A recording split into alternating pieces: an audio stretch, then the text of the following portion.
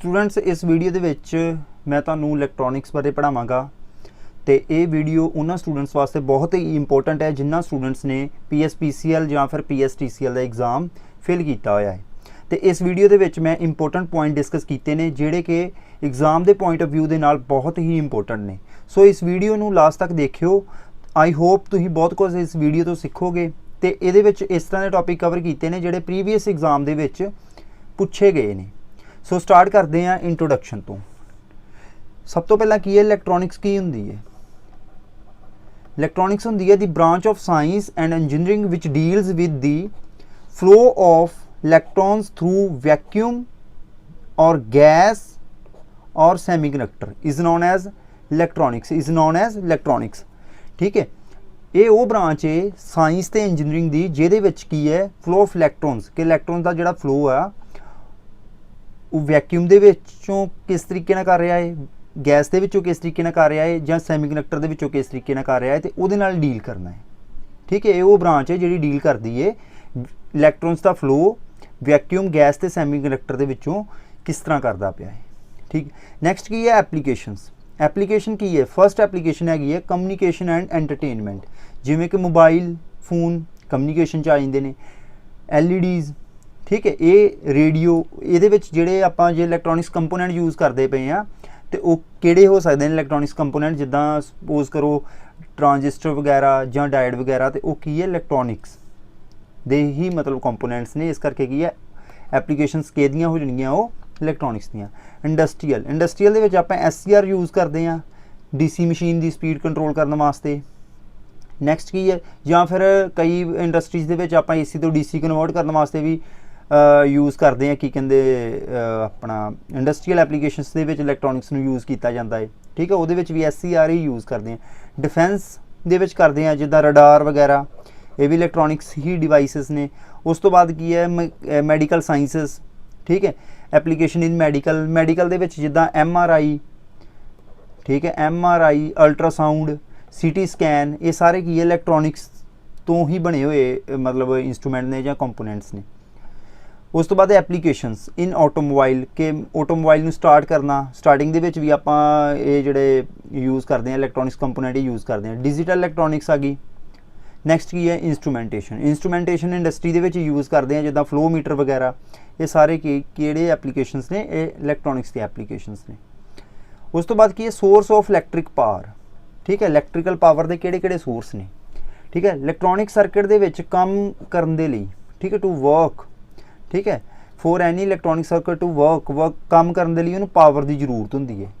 ठीक है, वो दो तरह के सोर्स आपां कोल हैगे पावर के। एक की है DC सोर्स। DC सोर्स दे विच आ जाएगी battery, solar cells, generator, DC generator. ठीक है, रैक्टीफायर टाइप सप्लाई। रैक्टीफायर की हुंदा है जिहड़ा AC तो DC कन्वर्ट करता है। तो नैक्सट सोर्स किहड़ा है, AC सोर्स है। इहदे विच अल्टरनेटर एंड ऑक्सीलेटर और सिग्नल जनरेटर आ जाएंगे। ठीक है, सानू सप्लाई चाहिए है इलैक्ट्रॉनिक सर्किट नूं चलाउण वास्ते, तो दो तरह की होएगी, किहड़ी होएगी, AC ते DC। वैसे जिहड़े इलैक्ट्रॉनिक सर्किट ने ये DC ते ड्राइव करते हैं, DC ते चलते हैं। ठीक है, बट की है जिहड़े साडे कोल सोर्स अवेलेबल ने वो दो तरह के ने, एक DC सोर्स है, एक AC सोर्स है। जे मान लो AC आ रही है तो उन्होंने आप रैक्टीफायर करके DC बना के इलैक्ट्रॉनिक सर्किट नूं दे सकते हैं। नैक्सट आ जाता है voltage source and current source. Next की है voltage source and current source. ठीक है, पहला आप पढ़ांगे वोल्टेज सोर्स। ठीक है, ये अपने कह लो कि जो सोर्स ऑफ एनर्जी आ उहदे विच आउंदे ने। Next voltage source and current source. पहले नंबर पर आप पढ़ांगे वोल्टेज सोर्स। वोल्टेज सोर्स दो तरह के होणगे, ideal voltage source and practical voltage source. देखो इस वीडियो दे विच जिहड़ी डिस्कशन होएगी ये पॉइंट टू पॉइंट होएगी, कोई भी चीज़ डिटेल्ड नहीं मैं दसांगा, क्योंकि सानू मेन की है कि आप शॉर्ट टाइम दे विच कितनी नॉलेज गेन कर सकते हैं वो वाली गल है। जे मान लो कि जे मैं वोल्टेज सोर्स एनर्जी सोर्सेस बारे करावांगा तो एक वीडियो जी घट तो घट भी मतलब हाफ एन आवर तो उपर हो जाएगी। ठीक है, हुण पेपर की डेट नज़दीक आ रही है, सो पॉइंट टू पॉइंट ही डिस्कशन की है। नाल दी नाल जिहड़े इंपोर्टेंट पॉइंट ने जिस पॉइंट ऑफ व्यू के नाल पेपर आ सकता है उही पॉइंट मैं डिस्कस कर रहा वा इस वीडियो के। जिद्दां आइडियल वोल्टेज सोर्स, ठीक है, आइडियल वोल्टेज सोर्स वो वोल्टेज सोर्स होंदे ने जिहदी इंटरनल रजिस्टेंस की होएगी जीरो होएगी। इंटरनल रजिस्टेंस और इंपीडेंस, ठीक है, इंपीडेंस भी तुसीं नाल लिख लो कि जे इंपीडेंस आ जाता है। ये क्वेश्चन की बनेगा कि आइडियल वोल्टेज सोर्स की जी रजिस्टेंस है कितनी होंगी है या इंपीडेंस कितनी होंगी। ऑप्शनस के आ जाएगा, सपोज करो 0 1 2 इनफिनिटी, इस तरीके दी ऑप्शनस तुहानूं आ सकदियां ने। तुसीं कित्ते क्लिक करोगे, 0 दे उत्ते करोगे। नैक्सट प्रैक्टिकल और रियल वोल्टेज सोर्स। इस तरह का कोई भी सोर्स नहीं है साडे कोल जिहदी जिहड़ी इंटरनल रजिस्टेंस है 0 होवे, कोई ना कोई रजिस्टेंस जरूर होएगी। सो जिस सोर्स की कोई ना कोई रजिस्टेंस होएगी, जिस वोल्टेज सोर्स की कोई ना कोई रजिस्टेंस होएगी, उन्होंने की आपां कह दांगे, उन्होंने कह दांगे प्रैक्टिकल और रियल वोल्टेज सोर्स। ये जी रजिस्टेंस जरूर होंदी है बट वैरी लो होंदी है, ठीक है, बहुत घट होंदी है। नैक्सट आ जाते current source. Similarly current source भी दो तरह के होंगे, ideal current source and practical current source.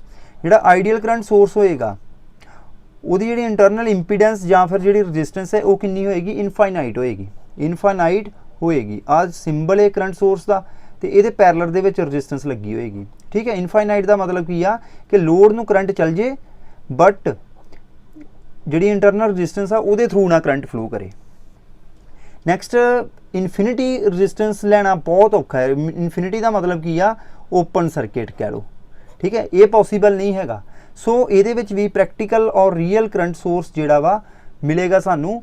Internal जिहदी impedance या रजिस्टेंस कितनी होएगी, वैरी हाई होएगी, इनफिनिटी नहीं होएगी, वैरी हाई होएगी।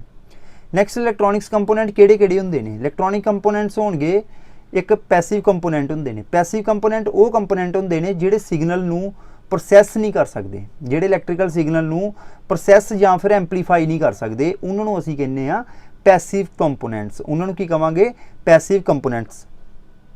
इहदी एग्जांपल की है, रजिस्टर्स, कैपेसिटर्स ते इंडक्टर्स। ये किहड़े सोर्स ने, सॉरी ये किहड़े कंपोनेंट्स ने, ये पैसिव कंपोनेंट्स ने।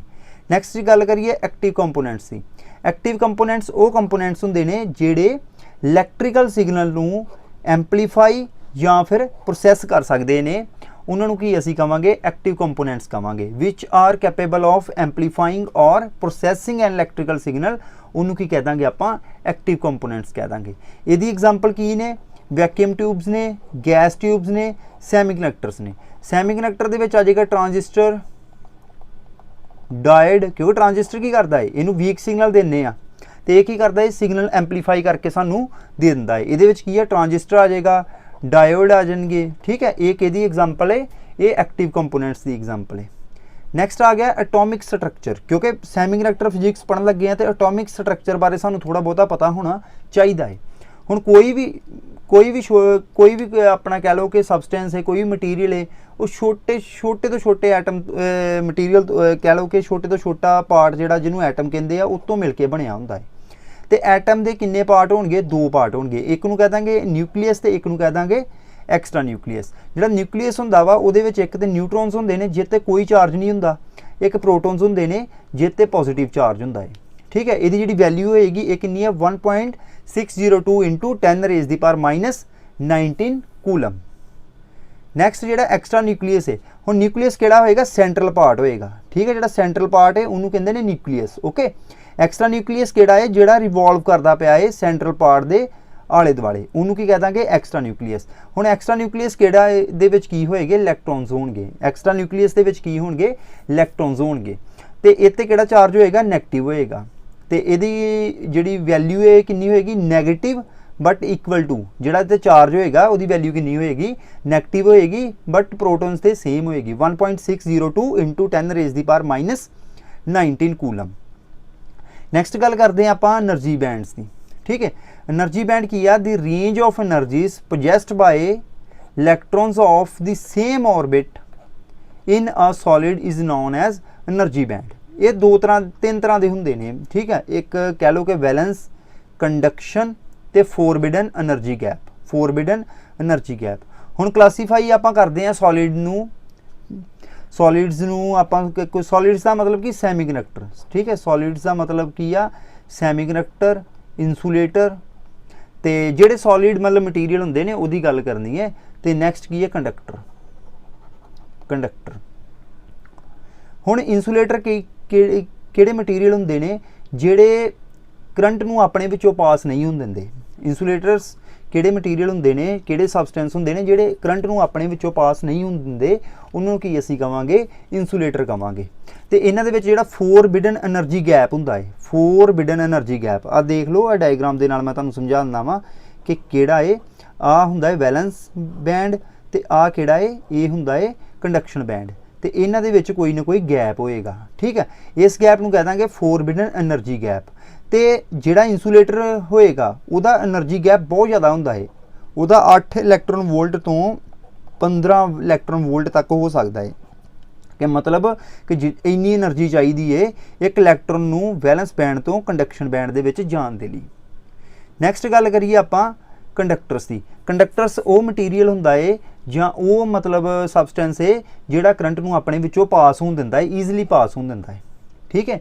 ਇਨਸੂਲੇਟਰ ਨਹੀਂ ਪਾਸ ਹੋਣ ਦਿੰਦੇ ਤੇ ਕੰਡਕਟਰ ਜਿਹੜਾ ਆਪਣੇ ਵਿੱਚੋਂ ਕਰੰਟ ਨੂੰ ਪਾਸ ਹੋਣ ਦੇਗਾ।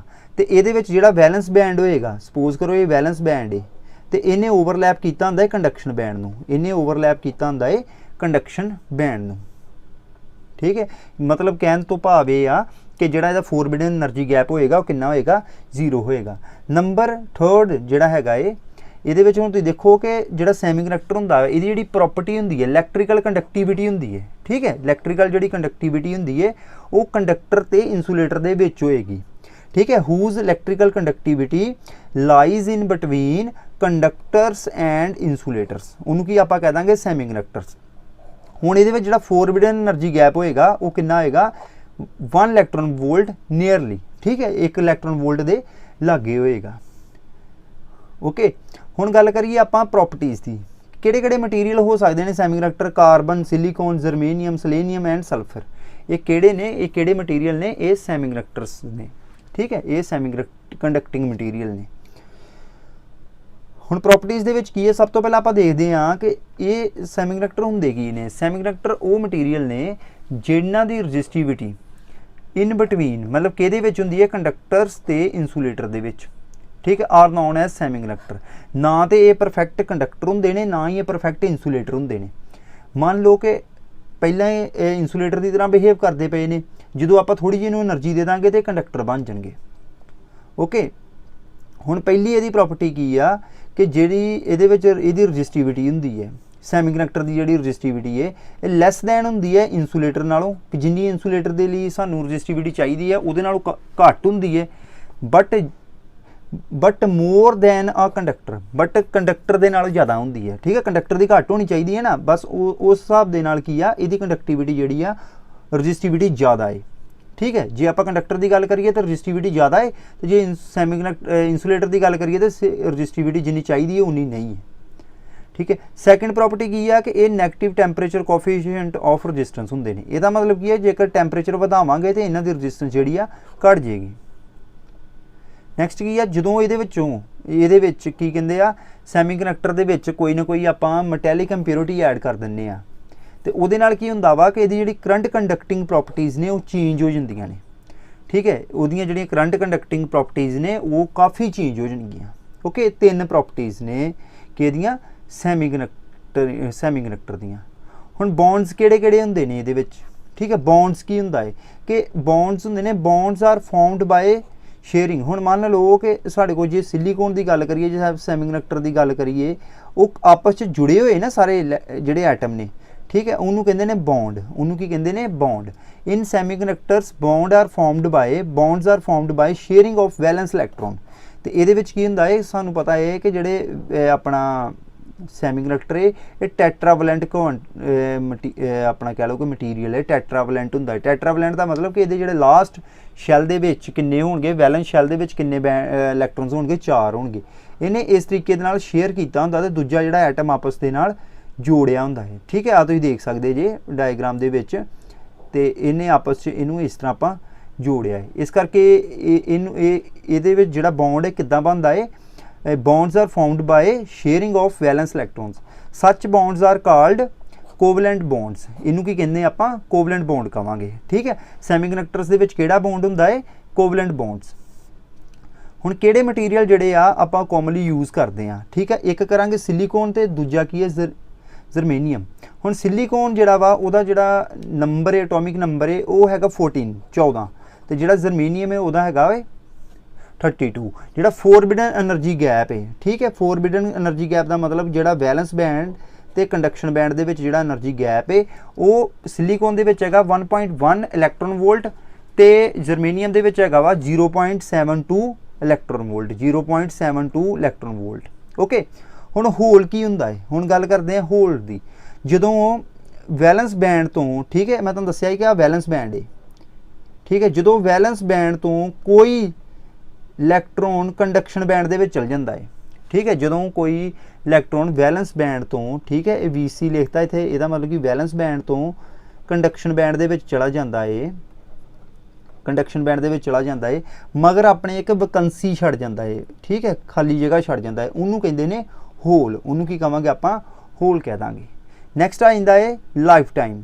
ਠੀਕ ਹੈ ਲਾਈਫ ਟਾਈਮ ਕੀ ਹੁੰਦਾ ਹੈ average time between the creation ਜਦੋਂ ਕਿ creation and disappearance of an electron hole pair is known as lifetime ਠੀਕ ਹੈ ਉਹ ਟਾਈਮ ਜਿਹਦੇ ਵਿੱਚ ਕੀ ਆ ਕਿ ਇਲੈਕਟ੍ਰੋਨ ਹੋਲ ਪੇਅਰ ਬਣਦੇ ਪਏ ਨੇ ਤੇ ਉਸ ਤੋਂ ਬਾਅਦ ਜਿਹੜੇ ਡਿਸਅਪੀਅਰ ਹੋ ਜਾਂਦੇ ਨੇ ਉਹਨੂੰ ਕੀ ਆਪਾਂ ਕਹਿ ਦਾਂਗੇ ਲਾਈਫ ਟਾਈਮ ਕਹਿ ਦਾਂਗੇ ਨੈਕਸਟ ਕੀ ਹੈ ਰਿਕੰਬੀਨੇਸ਼ਨ ਕੀ ਹੁੰਦਾ ਹੈ ਦਾ ਮਰਜਿੰਗ ਆਫ ਠੀਕ ਹੈ the merging of free electron and a hole ਠੀਕ ਹੈ ਜਿਹੜੇ ਆਪਸ ਵਿੱਚ ਮਰਜ ਹੋ ਰਹੇ ਨੇ ਫ੍ਰੀ ਇਲੈਕਟ੍ਰੋਨ ਤੇ ਹੋਲ ਜਿਹੜੇ ਆਪਸ ਵਿੱਚ ਮਰਜ ਹੋ ਰਹੇ ਨੇ ਉਹਨੂੰ ਕੀ ਆਪਾਂ ਕਹਿ ਦਾਂਗੇ ਰਿਕੰਬੀਨੇਸ਼ਨ ਉਹਨੂੰ ਕੀ ਕਹਿ ਦਾਂਗੇ ਰਿਕੰਬੀਨੇਸ਼ਨ ਕਵਾਂਗੇ ਨੈਕਸਟ ਗੱਲ ਕਰੀਏ ਇੰਟ੍ਰਿੰਸਿਕ ਸੈਮੀਕੰਡਕਟਰ ਠੀਕ ਹੈ ਇੰਟ੍ਰਿੰਸਿਕ ਸੈਮੀਕੰਡਕਟਰ ਕਿਹੜੇ ਹੁੰਦੇ ਨੇ ਐਨ ਐਕਸਟ੍ਰੀਮਲੀ ਪਿਓਰ ਸੈਮੀਕੰਡਕਟਰ ਜਿਹੜੇ ਪਿਓਰ ਫਾਰਮ ਦੇ ਵਿੱਚ ਅਵੇਲੇਬਲ ਹੁੰਦੇ ਨੇ ਸਾਨੂੰ ਉਹਨਾਂ ਨੂੰ ਆਪਾਂ ਕਹਿ ਦਾਂਗੇ ਇੰਟ੍ਰਿੰਸਿਕ ਸੈਮੀਕੰਡਕਟਰ ਠੀਕ ਹੈ ਇੰਟ੍ਰਿੰਸਿਕ ਸੈਮੀਕੰਡਕਟਰ ਜਿਹੜੇ ਸੈਮੀਕੰਡਕਟਰ ਸਾਨੂੰ ਪਿਓਰ ਫਾਰਮ ਦੇ ਵਿੱਚ ਅਵੇਲੇਬਲ ਹੋ ਰਹੇ ਨੇ ਜਾਂ ਮਿਲਦੇ ਪਏ ਨੇ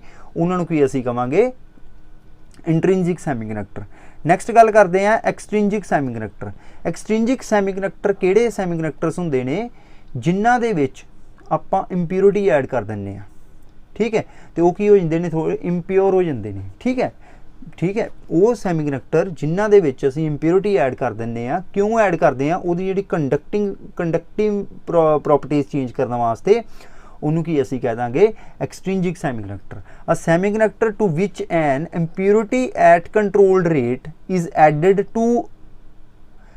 added to make it conductive is known as extrinsic semiconductor intrinsic ਕੀ ਹੋ ਗਏ ਪਿਓਰ ਤੇ ਐਕਸਟ੍ਰਿੰਸਿਕ ਕੀ ਹੋ ਗਏ ਜਿਹਦੇ ਵਿੱਚ ਆਪਾਂ ਇੰਪਿਉਰਿਟੀ ਐਡ ਕੀਤੀ ਆ ਇੰਪਿਉਰਿਟੀ ਕਿਹ 'ਚ ਐਡ ਕਰਾਂਗੇ ਇੰਪਿਉਰਿਟੀ ਆਪਾਂ ਇੰਟ੍ਰਿੰਸਿਕ ਦੇ ਵਿੱਚ ਹੀ ਕਰਾਂਗੇ ਪਿਓਰ ਫਾਰਮ 'ਚ ਹੀ ਕਰਾਂਗੇ ਨਾ ਪਿਓਰ ਫਾਰਮ ਦੇ ਵਿੱਚ ਜਦੋਂ ਆਪਾਂ ਇੰਪਿਉਰਿਟੀ ਐਡ ਕਰਤੀ ਤੇ ਉਹ ਕੀ ਹੋ ਗਿਆ ਐਕਸਟ੍ਰਿੰਸਿਕ ਬਣ ਗਿਆ ਨੈਕਸਟ ਆ ਗਿਆ ਡੋਪਿੰਗ ਕੀ ਹੁੰਦਾ ਹੈ ਉਹ ਪ੍ਰੋਸੈਸ ਹੁੰਦਾ ਹੈ ਜਿਹਦੇ ਠੀਕ ਹੈ ਪ੍ਰੋਸੈਸ ਮਤਲਬ ਇੰਪਿਉਰਿਟੀ ਐਡ ਕਰਨ ਮਤਲਬ ਸੈਮੀਕੰਡਕਟਰ ਦੇ ਵਿੱਚ ਜਿਹੜਾ ਆਪਾਂ ਇੰਪਿਉਰਿਟੀ ਐਡ ਕਰਨ ਦੇ ਪ੍ਰੋਸੈਸ ਨੂੰ ਕੀ ਕਹਿੰਦੇ ਨੇ ਡੋਪਿੰਗ ਠੀਕ ਹੈ ਇੰਟ੍ਰਿੰਸਿਕ ਸੈਮੀਕੰਡਕਟਰ ਦੇ ਵਿੱਚ ਇੰਪਿਉਰਿਟੀ ਐਡ ਕਰਨ ਨੂੰ ਅਸੀਂ ਕੀ ਕਹਿੰਦੇ ਆ ਡੋਪਿੰਗ ਦਾ process by which an impurity is added to a semiconductor is known as doping extrinsic semiconductor basically ਦੋ ਤਰ੍ਹਾਂ ਦੇ ਹੁੰਦੇ ਨੇ ਇੱਕ ਹੁੰਦਾ ਹੈ ਐਨ ਟਾਈਪ ਇੱਕ ਹੁੰਦਾ ਹੈ ਪੀ ਟਾਈਪ ਇਹ ਬਣਦੇ ਕਿੱਦਾਂ ਨੇ ਐਨ ਟਾਈਪ ਦੇ ਵਿੱਚ ਆਪਾਂ ਕਿਹੜੀ ਇੰਪਿਉਰਿਟੀ ਐਡ ਕਰਦੇ ਆ ਪੈਂਟਾਵਲੈਂਟ ਐਡ ਕਰਦੇ ਆ ਹੁਣ ਪੈਂਟਾਵਲੈਂਟ ਸਮਝ ਲਓ ਪੈਂਟਾਵਲੈਂਟ ਦਾ ਮਤਲਬ ਹੁੰਦਾ ਹੈ ਕਿ ਜਿਹੜਾ ਉਹਦਾ ਬਾਹਰੀ ਸ਼ੈੱਲ ਹੋਏਗਾ ਐਟਮ ਦਾ ਉਹਦੇ ਵਿੱਚ 5 ਇਲੈਕਟ੍ਰੋਨ ਹੋਣਗੇ ਠੀਕ ਹੈ ਪੈਂਟਾ ਦਾ ਮਤਲਬ ਕੀ ਹੁੰਦਾ ਹੈ 5 ਇਲੈਕਟ੍ਰੋਨ ਹੋਣਗੇ ਇਹ ਕਿਹੜੀ ਇੰਪਿਉਰਿਟੀ ਹੋ ਸਕਦੀ ਹੈ ਆਰਸੈਨਿਕ ਐਂਡ ਐਂਟੀਮੋਨੀ ਠੀਕ ਹੈ ਆਰਸੈਨਿਕ ਦਾ ਮਤਲਬ AS ਤੇ ਐਂਟੀਮੋਨੀ ਦਾ ਮਤਲਬ SB ਠੀਕ ਹੈ ਇਹਦੇ ਨਾਲ ਰਿਲੇਟਡ ਕਿਸੇ ਟਾਈਮ ਕੁਐਸਚਨ ਆ ਜਾਂਦਾ ਪੇਪਰ ਦੇ ਵਿੱਚ ਕਿ ਕਿਹੜੀ ਇੰਪਿਉਰਿਟੀ ਆਪਾਂ ਐਡ ਕਰਦੇ ਆ ਐਨ ਟਾਈਪ ਮਟੀਰੀਅਲ ਬਣਾਉਣ ਦੇ ਲਈ ਠੀਕ ਹੈ ਇਹਦਾ ਜਿਹੜਾ ਐਟੋਮਿਕ ਨੰਬਰ ਹੈ ਉਹ ਕਿੰਨਾ 33 ਹੈ ਤੇ ਐਂਟੀਮੋਨੀ ਦਾ ਆਪਣਾ ਐਟੋਮਿਕ ਨੰਬਰ ਕਿੰਨਾ ਹੋਏਗਾ 51 ਹੋਏਗਾ ਨੈਕਸਟ ਪੀ ਟਾਈਪ ਮਟੀਰੀਅਲ ਕਿਸ ਤਰ੍ਹਾਂ ਬਣਦਾ ਹੈ ਪੀ ਟਾਈਪ ਮਟੀਰੀਅਲ ਬਣਾਉਣ ਦੇ ਲਈ ਅਸੀਂ ਟ੍ਰਾਈਵਲੈਂਟ ਇੰਪਿਉਰਿਟੀ ਐਡ ਕਰਦੇ ਹਾਂ ਠੀਕ ਹੈ ਟ੍ਰਾਈ ਦਾ ਮਤਲਬ ਹੁੰਦਾ 3 ਪੈਂਟਾ ਦਾ ਮਤਲਬ 5 ਹੀ ਜਿਸ ਤਰੀਕੇ ਨਾਲ ਉਸੇ ਤਰੀਕੇ ਨਾਲ ਟ੍ਰਾਈ ਦਾ ਮਤਲਬ ਹੋਇਆ 3 ਜਿਹੜਾ ਇਹਦਾ ਬਾਹਰੀ ਸ਼ੈੱਲ ਹੋਏਗਾ ਉਹਦੇ ਵਿੱਚ 3 ਇਲੈਕਟ੍ਰੋਨਸ ਹੋਣਗੇ ਓਕੇ ਤੇ ਇਹਦੇ ਵਿੱਚ ਕੀ ਆ ਸਾਨੂੰ large number of N type ਦੇ ਵਿੱਚ ਸਾਨੂੰ ਕੀ ਆ large number of electrons available ਹੋਣਗੇ ਠੀਕ ਹੈ ਤੇ ਇਹਦੇ ਵਿੱਚ ਕੀ ਆ ਪੀ ਟਾਈਪ ਦੇ ਵਿੱਚ large number of holes available ਹੋਣਗੇ ਓਕੇ ਹੁਣ ਜੇ ਆਪਾਂ ਗੱਲ ਕਰੀਏ ਐਨ ਟਾਈਪ ਦੀ ਐਨ ਟਾਈਪ ਦੇ ਵਿੱਚ ਫਿਰ ਕੀ ਹੈ ਜੇ ਆਪਾਂ ਐਨ ਟਾਈਪ ਦੀ ਗੱਲ ਕਰਦੇ ਆ ਇਹਦੇ ਵਿੱਚ ਜਿਹੜੇ ਮੈਜੋਰਿਟੀ ਕੈਰੀਅਰਸ ਹੋ ਗਏ, ਮੈਜੋਰਿਟੀ ਕਿਹੜੇ ਹੋ ਗਏ, ਇਲੈਕਟ੍ਰੋਨਸ, ठीक है, इलैक्ट्रॉन्स। ते मिनोरिटी किहड़े हो गए, मिनोरिटी हो गए होल्स, ठीक है। सिमिलरली पी टाइप दे विच मेजोरिटी किहड़े हो गए, मेजोरिटी किहड़े हो गए, पी टाइप दे विच मेजोरिटी हो जाणगे होल्स, ते मिनोरिटी किहड़े हो गए, मिनोरिटी हो गए electrons. Okay, next P N junction, ठीक है। जो असी दोनों मटीरियल आपस में अटैच करते हैं, ठीक है, उन्होंने की कहते हैं, जो आप दो मतलब पी टाइप तो एन टाइप मटीरियल आपस में ज्वाइन करांगे, उन्होंने की कह देंगे, उन्होंने कह देंगे पी एन जंक्शन, ठीक है। जिदा आ देखो पी टाइप मटीरियल आप ज्वाइन कराता है एन दे नाल, इनू की कह देंगे पी एन जंक्शन। तो फॉर्मेशन इसकी किस तरह होएगी, ये आप तीन मैथड यूज़ करते हैं, ग्रोइंग, अलोइंग ते डिफ्यूजन, ग्रोइंग, अलोइंग ते डिफ्यूजन। नैक्सट आ गया बाइसिंग। बाइसिंग की होएगी, बाइसिंग हुंदी आ डायोड नूं सप्लाई दे नाल जोड़ना, ठीक है। जो आप डीसी सप्लाई देने आ डायोड नूं, उन्होंने की कहते हैं, या पी एन जंक्शन नूं आप देने आ सप्लाई, उन्होंने की आप कह देंगे बाइसिंग कह देंगे, ठीक है। बाइसिंग होएगी दो तरह की, एक फॉरवर्ड बाइसिंग ते एक रिवर्स बाइसिंग। जो आप पी मटीरियल दे नाल पॉजिटिव टर्मिनल जोड़ांगे तो एन दे नाल असीं नैगेटिव टर्मिनल जोड़ांगे, उन्होंने कह देंगे फॉरवर्ड बाइसिंग। रिवर्स बाइसिंग किहड़ी होई, जिहदे विच पी दे नाल आपां नैगेटिव टर्मिनल जोड़ता है तो एन दे नाल असीं पॉजिटिव टर्मिनल जोड़ता है, उन्होंने की कह देंगे रिवर्स बाइसिंग, उन्होंने की कह देंगे रिवर्स बाइसिंग। नैक्सट आ गया पोटेंशियल बैरीयर। जो असीं पी एन जंक्शन फॉर्म करते हैं, उस टाइम की हुंदा है कि कुछ इलैक्ट्रॉन्स जिहड़े आ जां कुछ होल जिहड़े डिफ्यूज़ हो के, ठीक है, ये एक साइड मान लो जी एन ने तो ये पी है, कुछ इलैक्ट्रॉन डिफ्यूज़ हो के एन पी वाल चल जाएंगे, तो कुछ होल्स जिहड़े डिफ्यूज़ हो गए, क्योंकि होल्स से पॉजिटिव चार्ज हुंदा है, वो एन वाल चल जाएंगे, तो एक कह लो कि एक बैरीयर क्रिएट कर देंगे, इनू की कहांगे आपां पोटेंशियल बैरीयर कहांगे, ठीक है। पोटेंशियल बैरीयर नूं हटाउण वास्ते, खत्म करने वास्ते जेकर सिलिकॉन दा मटीरियल है तो 0.7 वोल्ट चाहिए है, तो जेकर जर्मेनियम है तो 0.3 वोल्ट चाहिए है, ओके, 0.3 वोल्ट चाहिए है। तो हुण इनू एक होर चीज़ कहने, इनू कहते हैं नी वोल्टेज, ठीक है। इनू की कहने आपां नी वोल्टेज। जे बाई चांस पुछ लैण तुहानूं पेपर दे विच आ जाए कि सिलिकॉन दी नी वोल्टेज कितनी है, तो कितनी है 0.7 वोल्ट, जर्मेनियम की कितनी है 0.3 वोल्ट। हुण उपर शायद मैं तुहानूं करवाया है, इत्थे देखते हैं,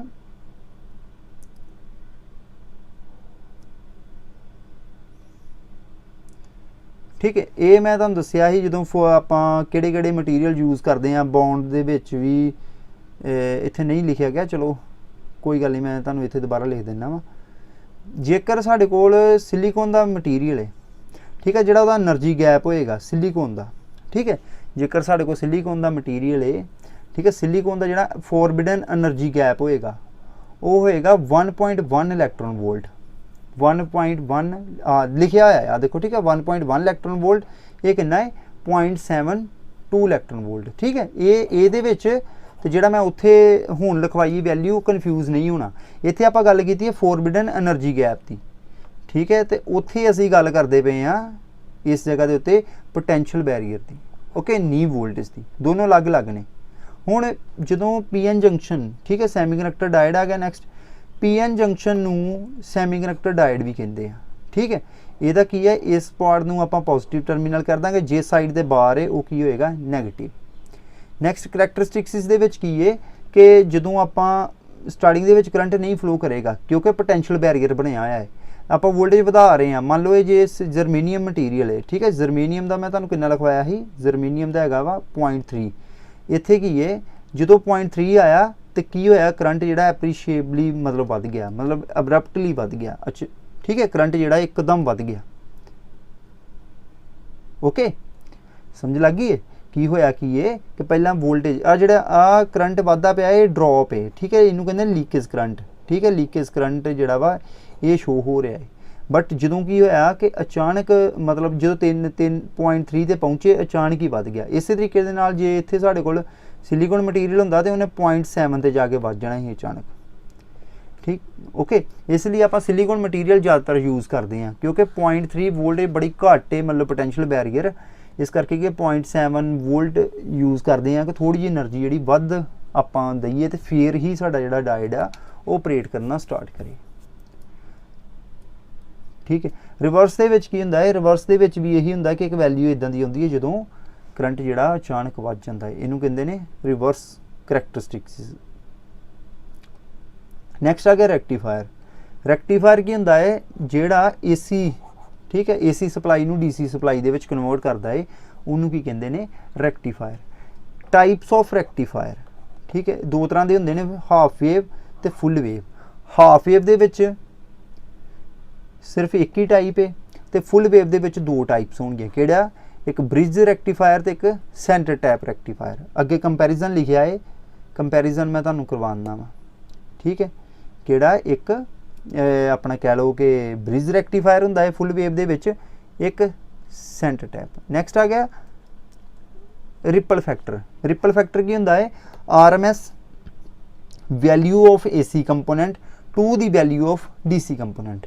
ठीक है, ripple factor is the ratio of RMS value of AC component to the value of DC component, to the value of DC component. हुण कंपैरिजन आपां करिए इहदा रैक्टीफायर्स दा, कित्थे आपां सब तो पहला कीए सीरीयल नंबर, फिर पर्टिकुलर्स, फिर half wave, full wave. Full wave दे तुहानूं दस्से दो रैक्टीफायर ने। हुण नंबर ऑफ डायोड्स, जिहड़ा हाफ वेव उह 'च एक डायोड यूज़ करांगे, सेंटर टैप दे विच दो यूज़ होणगे, फुल वेव वाला जिहड़ा सेंटर टैप है, ते ब्रिज दे विच 4 होणगे। ट्रांसफार्मर, ठीक है, सेंटर टैप दे विच ट्रांसफार्मर चाहिदा है, जरूरी मतलब जरूरत है ट्रांसफार्मर दी, हाफ वेव ते ब्रिज टाइप दे विच नहीं चाहिदा है। पीक इनवर्स वोल्टेज, ओके, जिहड़ी पीक इनवर्स वोल्टेज होएगी हाफ वेव दे विच होएगी VM मतलब मैक्सिमम वोल्टेज, ते इह की है सेंटर टैप दे विच 2 VM ते ब्रिज दे विच VM। मैक्सिमम एफिशिएंसी, ठीक है, हाफ वेव दी होएगी 40.6% मतलब 40.6% ते 81.2% होएगी फुल वेव दी। ठीक है, 81.2% होएगी फुल वेव दी, दोनों सेम ही है। ठीक है, यदि भी 81.2% ही है, दोनों फुल वेव दी सेम ही है। Next ripple factor. Ripple factor की है हाफ वेव दा हैगा 1.21, ओके, ते नैक्सट जिहड़ा फुल वेव ओहदा की है 0.482 एंड 0.482 ब्रिज का भी सेम ही है। ठीक है, बाकी particular output frequency, okay. Next की है मतलब maximum value of current VM divided by RF जी डायोड की फॉरवर्ड रजिस्टेंस होएगी प्लस RL, सिमिलरली ये सारिया वैल्यूज, ओके। फिल्टर सर्किट की गल करिए, फिल्टर सर्किट की हुंदा है, फिल्टर सर्किट वो डिवाइस हुंदी है जिहड़ी AC कंपोनेंट नूं ब्लॉक करदी है बट DC कंपोनेंट नूं अलाउ करदी है। ठीक है, सानू रैक्टीफायर तो आपां करना कि सानू DC चाहिदी है, AC तो चाहिदी नहीं है, इस करके की है रैक्टीफायर दे अगे आपां एक होर कंपोनेंट यूज़ करते हैं ਜਾਂ होर एक सर्किट यूज़ करते हैं जिन्होंने कहते हैं फिल्टर सर्किट। ये की है कि जेकर कुछ AC कंपोनेंट अगे आ जाए तो फिल्टर सर्किट की करता है, उन्होंने उत्थे रोक देता है तो प्योर DC जी अगे पास कर देता है। नैक्सट आ गया components use in filter circuit. जो फिल्टर सर्किट किस तो बनया होंदा है, ये बनया होंदा है इस कैपेसिटर यूज़ करते हैं तो इंडक्टर यूज़ करते हैं, दो कंपोनेंट ही यूज़ करते हैं। ठीक है, कैपेसिटर की करता वा DC नूं ब्लॉक करता है, AC नूं पास होने दिंदा है, तो इंडक्टर की करता है AC नूं ब्लॉक करेगा बट DC नूं पास होने देगा। हुण किहड़ी टाइप के जिहड़े आ वो फिल्टर सर्किट आपां यूज़ करते हैं, एक हुंदा शंट कैपेसिटर फिल्टर, इहदे विच की एक पैरेलल दे विच आपां कैपेसिटर लगा देंगे, फिर सीरीज़ इंडक्टर फिल्टर, एक सीरीज़ दे विच आपां इंडक्टर यूज़ कर लांगे, फिर उस तो बाद LC, ठीक है, कैपेसिटर, नैक्सट एक इंडक्टर लगा है। ठीक है, AC कंपोनेंट क्योंकि कैपेसिटर जिहड़ा वा वो AC नूं ईजी पास दिंदा है, मतलब लो रजिस्टिव पास दिंदा है, इस करके वो AC जिहड़ी आ वो एक कैपेसिटर दे विच पास हो जाएगी तो जिहड़ा प्योर DC अगे निकल जाएगी। तो इहदे विच की आ कि जिहड़ा DC जे कोई कंपोनेंट AC दा फिर भी अगे आ गया तो वो की करना उन्हें अपना इंडक्टर जिहड़ा उन्होंने रोक देगा। नैक्सट की है लास्ट ते ਕਪੈਸਿਟਰ ਇਨਪੁਟ, ਠੀਕ ਹੈ, ਇਹਨੂੰ ਪਾਈ ਫਿਲਟਰ ਵੀ ਕਹਿੰਦੇ ਆ, ਠੀਕ ਹੈ। ਇਸ ਤਰੀਕੇ ਦਾ ਫਿਲਟਰ ਹੋਏਗਾ, ਠੀਕ ਹੈ। ਇਹਨੂੰ ਆਪਾਂ ਕੀ ਕਹਿ ਦਾਂਗੇ, ਪਾਈ ਫਿਲਟਰ। ਮੋਸਟਲੀ ਆਪਾਂ ਪਾਈ ਫਿਲਟਰ ਹੀ ਯੂਜ਼ ਕਰਦੇ ਹਾਂ। ਜੇਕਰ ਪਾਈ ਫਿਲਟਰ ਸਾਨੂੰ ਪਿਓਰ ਹੀ, ਮਤਲਬ ਕਹਿ ਲਓ ਕਿ ਪਿਓਰ ਹੀ ਡੀਸੀ ਜਿਹੜੀ ਸਾਨੂੰ ਮਿਲ ਜਾਂਦੀ ਹੈ। ਓਕੇ ਸਟੂਡੈਂਟਸ, ਤੇ ਇਸ ਵੀਡੀਓ ਦੇ ਵਿੱਚ ਜੇ ਨੋਟਸ ਨੇ ਇਹ ਵੀ ਮੈਂ ਤੁਹਾਨੂੰ ਹੁਣੇ ਪੋਸਟ ਕਰ ਦਿੰਦਾ ਵਾ, ਐਪ ਦੇ ਉੱਤੇ ਤੁਹਾਨੂੰ ਅਵੇਲੇਬਲ ਹੋ ਜਾਣਗੇ।